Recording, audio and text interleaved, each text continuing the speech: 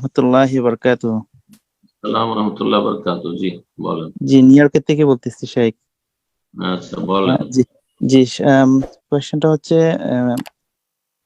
আমরা যারা আপনাদের শাইখদের ভিডিও দেখি বা ছবি দেখি অনলাইনে বা টিভিতে বা আইপ্যাডে, তো এখন রাসূল আসলাম বলছে মানে ঘরের মধ্যে কোনো ছবি থাকলে ফেরেশতা ঢুকে না, বা কোনো কুকুর বা কোনো অন্য প্রাণীর। তো এক্ষেত্রে আমাদের বা আপনাদের করণীয়টা কি? যারা ভিডিও করে বা ছবি তুলে মানে দেখি এটা আর কি,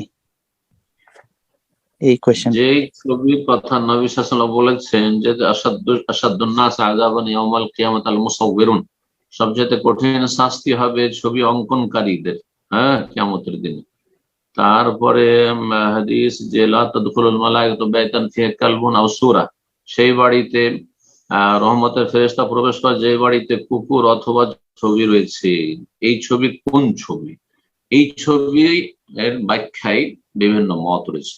তার মধ্যে যেটি সর্বস্বীকৃত মত মা, সেটা হচ্ছে যেটা প্রতিমূর্তির আকারে, হ্যাঁ, দেহ বিশিষ্ট, যেমন স্ট্যাচু রয়েছে, আর তাতে নাক হাত মুখ সবকিছু স্পষ্ট, এই ধরনের যেগুলো, অথবা মূর্তি, হ্যাঁ, যেগুলি পূজা হচ্ছে অথবা পূজা হওয়ার সম্ভাবনা রয়েছে, অতি ভক্তি যেগুলি সম্পর্কে রয়েছে, যেগুলি সম্পর্কে অতিরঞ্জন বাড়াবাড়ি রয়েছে, এই ধরনের যেগুলো ছবি, মানে দেহ বিশিষ্ট আর কি, যেটা মানে যে ভাস্কর্য যেটাকে বলা হয়, এটা হচ্ছে বিলেজমা। তারপরে এই যে আজকাল ক্যামেরাতে ছবি করা, সেটা স্টিল ছবি হোক, সেই ছবি তার অন্তর্ভুক্ত কি না।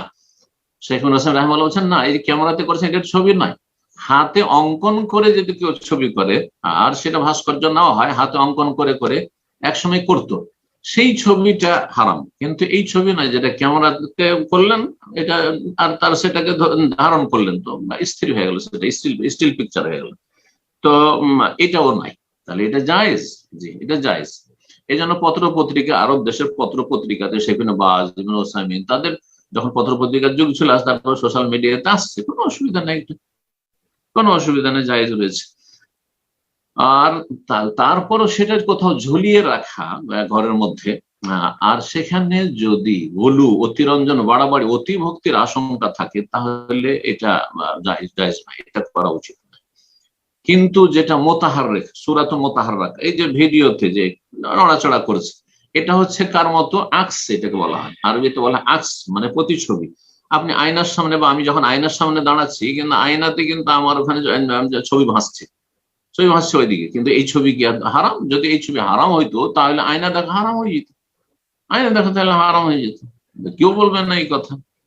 তো ঠিক ওই রকমই ভিডিও ক্যামেরাতে যে ছবি আসছে আর তাতে কথা আলোচনা হচ্ছে, এটা হচ্ছে আয়নার সামনে দাঁড়ানোর মতো, কোনো অসুবিধা নেই এতে, আর এতে কোনো ইখতিলাফ নেই। এই ক্ষেত্রে একদল একেবারে সামান্য নগণ্য মুসলিমেও অযোগ্য, তারা ছাড়া কেউ এই ভিডিও ক্যামেরা করাকে হারাম বলে না। কথা বোঝা গেছে?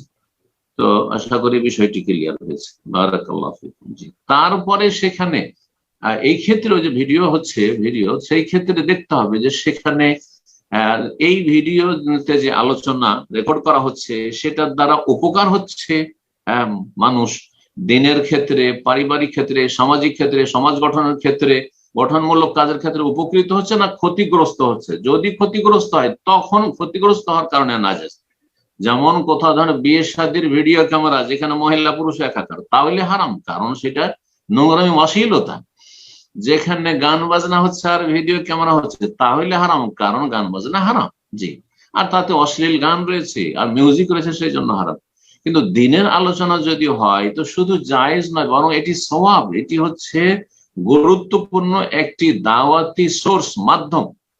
তো সুতরাং এই ক্ষেত্রে কেউ যদি বলে যে না, আমি কিছু চরমপন্থী আছে আজকাল, অল্প অল্প বিদ্যাওয়ালা, যারা বলছে আমি অডিও ছাড়া কিছু শুনি না, ভিডিও শুনে আমি জায়েজ মনে করি, সব জাহেল আছে, এটা কিছু জানে না। জি, আল্লাহ রাব্বুল আলামিন তাদের সঠিক জ্ঞান দান করুন এবং মধ্যম পন্থা অবলম্বনের তৌফিক দান করুন। আর ছবি সংক্ষিপ্ত যা বললাম, আশা করি এতে অনেকের জন্য দিক নির্দেশনা মিলবে। আল্লাহ রাব্বুল সঠিক বুঝ দান করুন।